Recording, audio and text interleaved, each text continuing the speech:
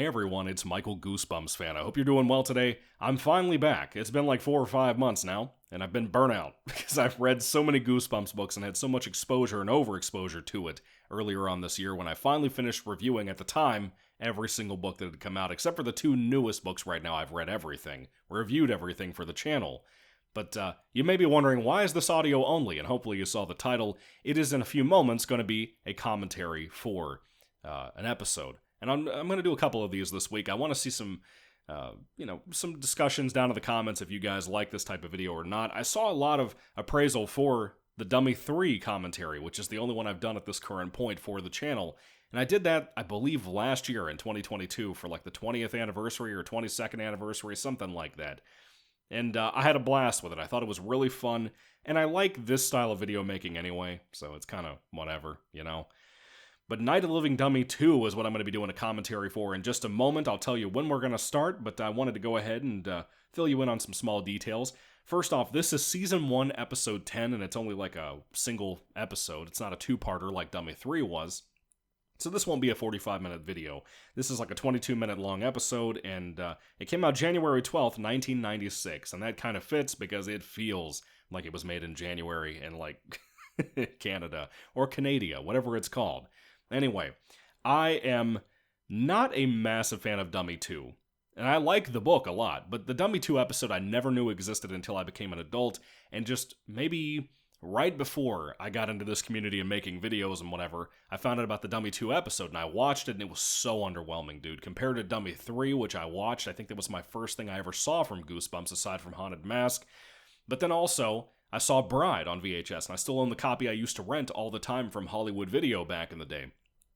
So, Dummy 3 and Bride spoiled me a lot.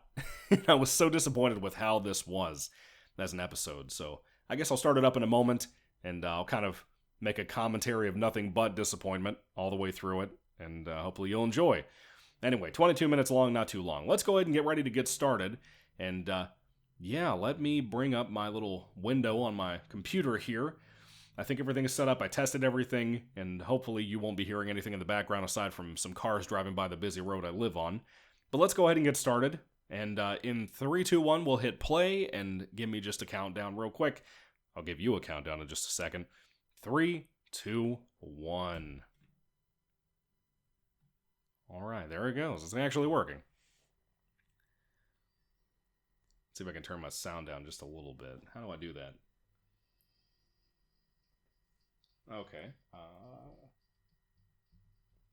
There we go. I handled that just the right way, like an adult. I love the intro to Goosebumps, dude. Even just the other day, I rewatched Dummy 3, my annual rewatch, and I had missed it throughout July. I wanted to do it every single July. I basically do it. I watch it at least one time a summer, and I finally got around to watching it.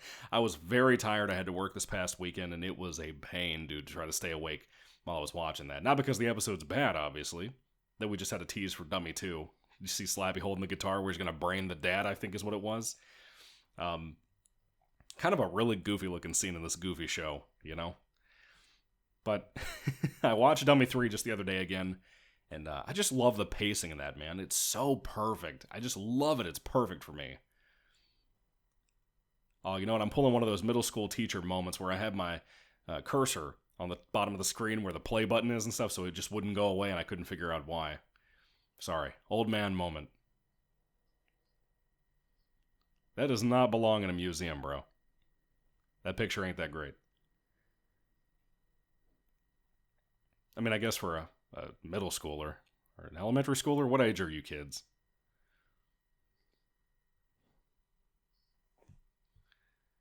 This was a better scene I remember back in the book. I'm going to avoid the spoilers like I said for the book or anything, but, you can't help but talk about the big one at the end of this book for this episode when you discuss it in, groups, but stuff like this video thing were so much better back in the day in the actual book versus here.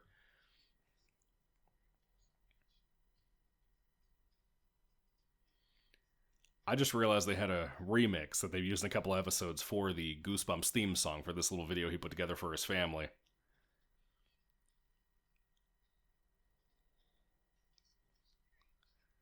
Did you just film your sister changing clothes? That's illegal, bro. Sense of humor? You just filmed your other your other kid naked. You know, are you serious? Really? Your sense of humor. I need to turn my laptop just a little bit so I can actually see this. You ever had your laptop at a weird angle and it's like people are gray and black at the same time without having any color?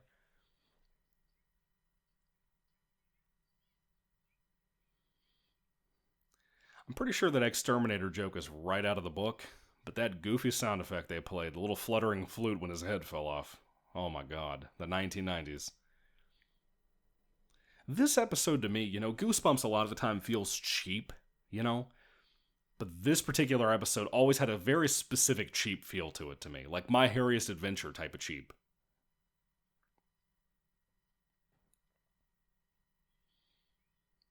Dude, I would kill to have that dummy. I saw where Goosebumps Aussie fan Bjorn has one in his collection now. That thing is sick. It's so sick. I would love to have one of those, but I am not willing to drop the kind of money that it would take to get one of those. I'd rather waste my money on video games. That's what I've been doing in the meantime. Since I've made my last video, I mean. Slappy's size changes so much, dude. In Dummy 3, he's like as tall as an adult. Like, when he's running around, and like the little girl from one of the Mummy episodes is dressed up as Slappy, she's like as tall as the other kids, but like when the dad gets Slappy at the beginning of Dummy 3, Slappy is clearly as long as an adult. Like his legs and everything, he has like a big like build on his shoulders and everything.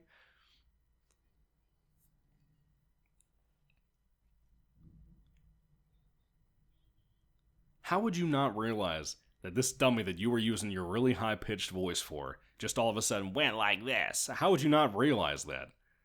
You know?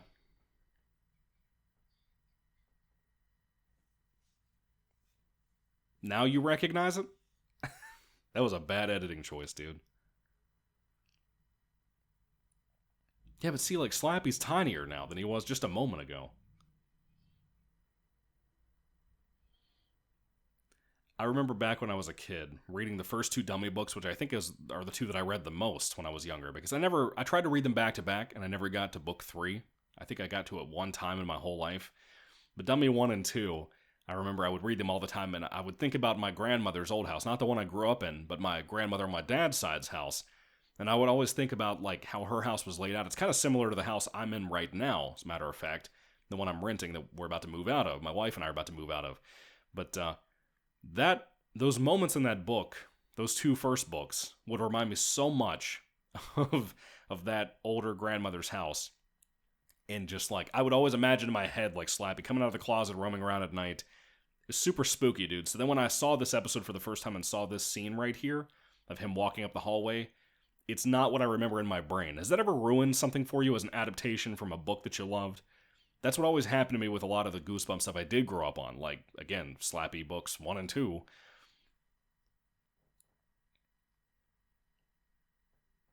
Didn't he draw, like, stick figures on this picture? I'm pretty sure that's what happened. Let's see. Yeah.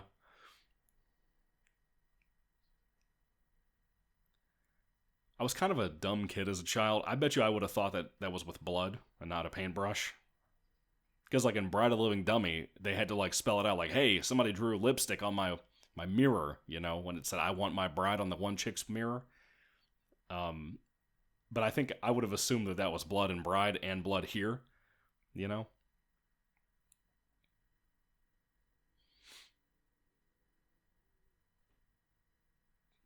Dude, that dummy is so cool looking. I just love the amount of effort they put into designing him. I would bet most of the budget of this show went into designing like his hair and like building that dummy. I would bet money on it. People always hate on this Slappy too. This particular episode also because of course we didn't get a Dummy 1 episode. We just had Dummy 2, 3, and Bride. But like Dummy 2 and the original book are not too dissimilar in a lot of ways. Like they have different endings obviously and different setups, but I don't know. I would have loved to have seen Dummy 1 adapted. There was that myth for a long time there that it was too scary to release. that freaked kids out. They were worried about freaking kids out, putting it out on national TV. There were people claiming they saw spots for the show. But I think it was confirmed last year, the year before, that no, it didn't exist ever. Like, it was never even thought to be worked on. I think Ron Oliver confirmed that. I don't know.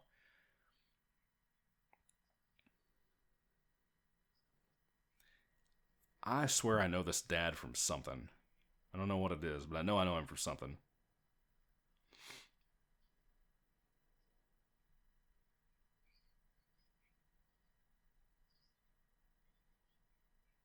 I noticed too on IMDb they don't have anybody listed for Slappy's voice actor. How strange is that? IMDb is usually pretty accurate about that.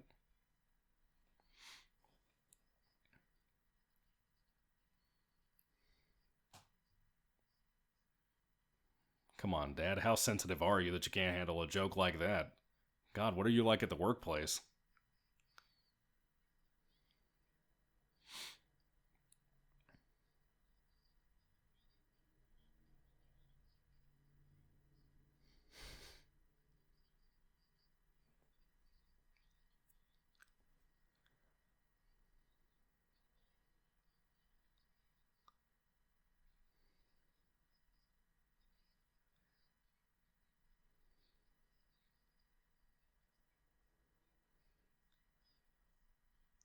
Whose idea behind the scenes do you think it was to design the first ever Slappy dummy for this show? And the voiceover work to have like a mobster voice, like, yeah, yeah. Why would they choose to do that, of all things? Is it the suit? Is it the little red flower you put on his suit? It's very interesting. Yeah, but a lot of people give Slappy grief on the show because he's not like, blue-eyed and black-haired and everything. Who cares? This was a cool looking Slappy, and I've always loved it. But I think something else for me too that was kind of cool was the fact that like the movie Slappy is more book accurate, but like most people seem to like the one from the show more. Have you noticed that? It's like the antics that he gets into in the show are just more fun because they're based on the Stein books. Not so much like the Goosebumps films where it's kind of loosely based, But Jack Black was cool. I liked him.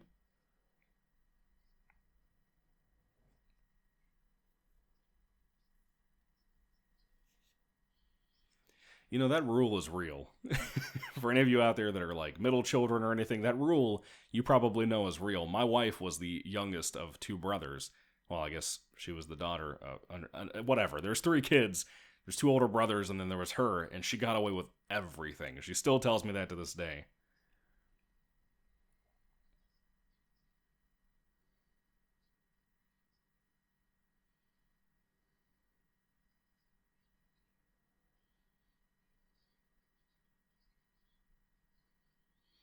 What does a face like a can of worms even mean?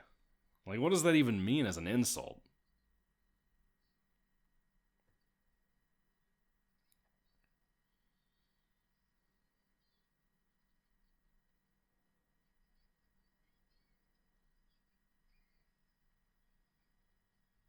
That slappy laugh is iconic, man.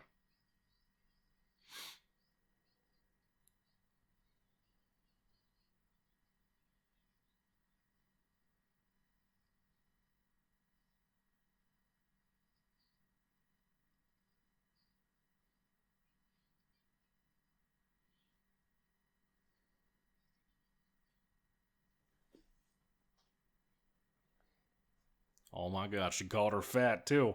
Can't do that now.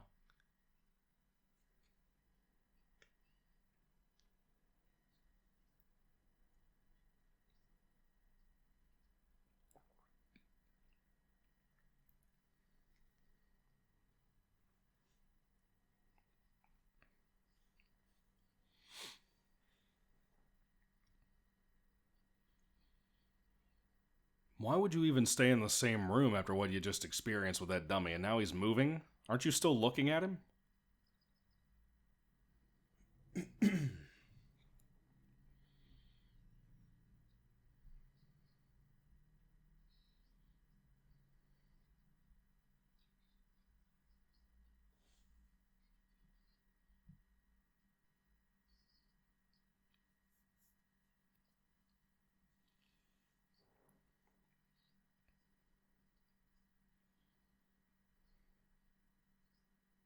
Nah, I'd be criticizing her.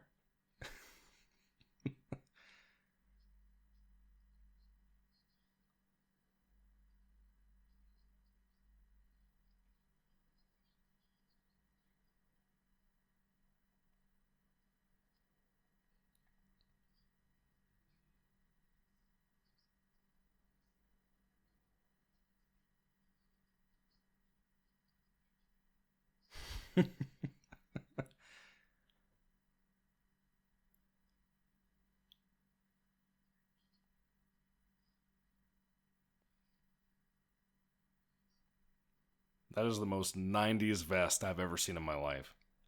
The mom and the brother, matter of fact.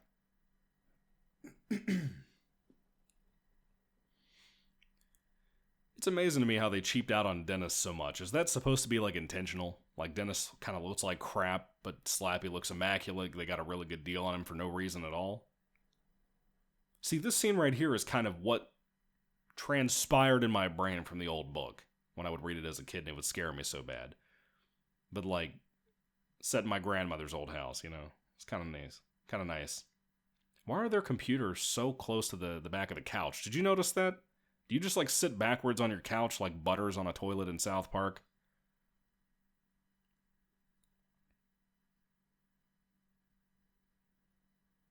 Wonder where all the clothes came from that he just threw everywhere. Look at that little goofy walking Slappy. That's hilarious, man.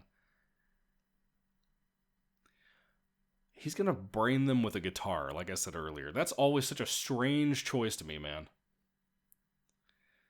Because, like, I was always under the impression, is Slappy actually evil enough to kill somebody, or is he, like, just, like, is he just mean?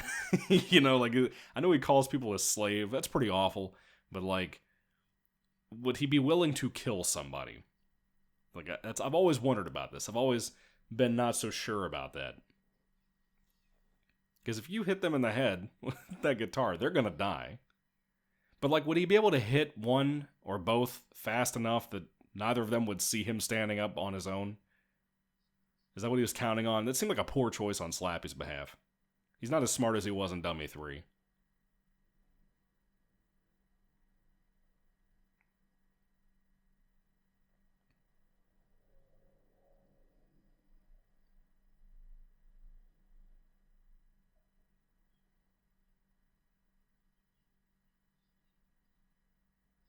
You don't see that kind of Mustang anymore. You notice that in real life?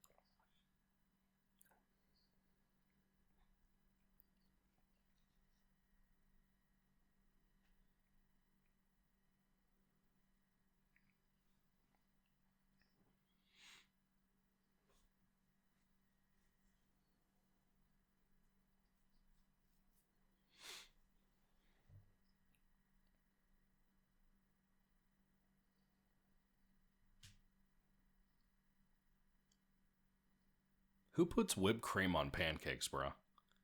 For real, though. Like, I know some of you guys probably go to IHOP. Some of you probably do that because of IHOP.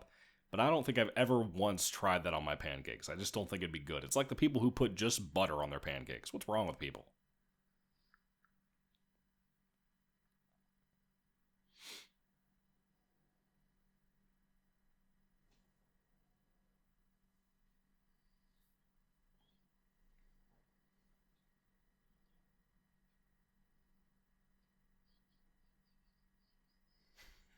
You don't think the small group of children would have heard him screaming in the sewers just now? You really don't think that would have happened? You know, that's very similar to what happened in the Dummy 3 episode. I don't know if they put him in the, what is it? Shit. What is it called? Um, the well. I don't think they put him in the well in the book for Dummy 3, but in the episode they did that. That's kind of similar to the sewer thing here. You telling me nobody in the house could look at those feet prints and be like, hey, That doesn't match our sister. These look like doll feet. There ain't no way I'd look under that bed if I saw footprints going up under my bed. Keep away from me. It was a very good line delivery.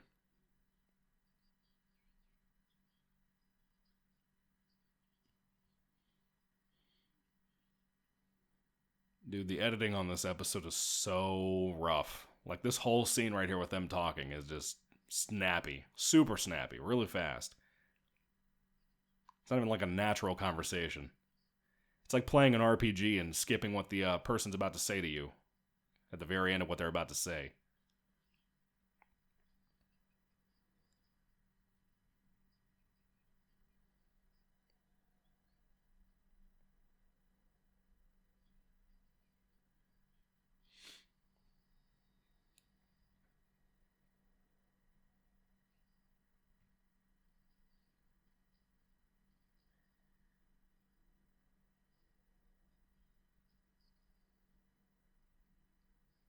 How did Slappy make the power go out?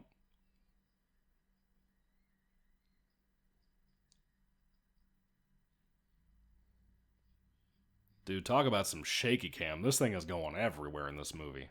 Or episode. Whatever.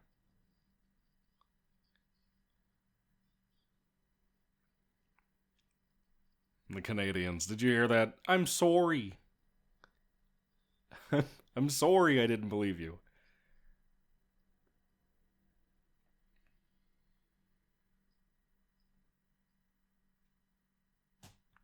This is also directed by Ron Oliver. He directed the Bride episode as well. A lot of the stuff is very similar. I mean, I know Slappy books can typically be kind of formulaic, but like the hiding in the bathroom, coming out, worrying about your friend or brother or whatever, Slappy going after that person by themselves, that's kind of wild. It's very similar to the Bride episode. I guess the book too, but you know. I don't think I ever paid attention to the fact that they're going to try to brain this dummy with a squeegee. You're going to hit him with a sponge mop? Are you kidding me? I guess it was wrong. I guess the computer wasn't that close to begin with.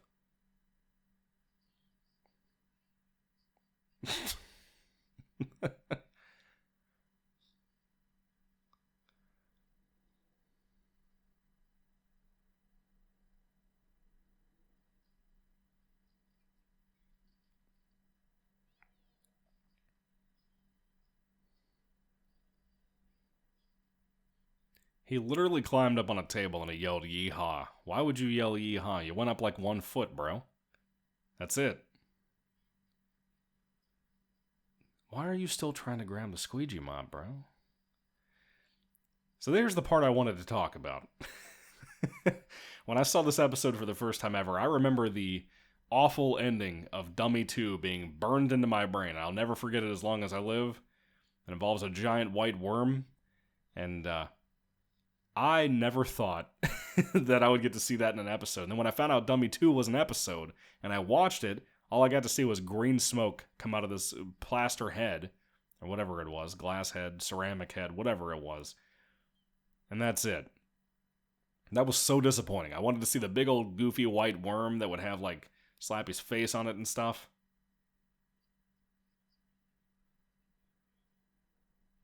And may I ask, too, why does Dennis have to have the goofy voice? Not just a voice that's goofy, but literally the goofy voice. As in, like Mickey Mouse.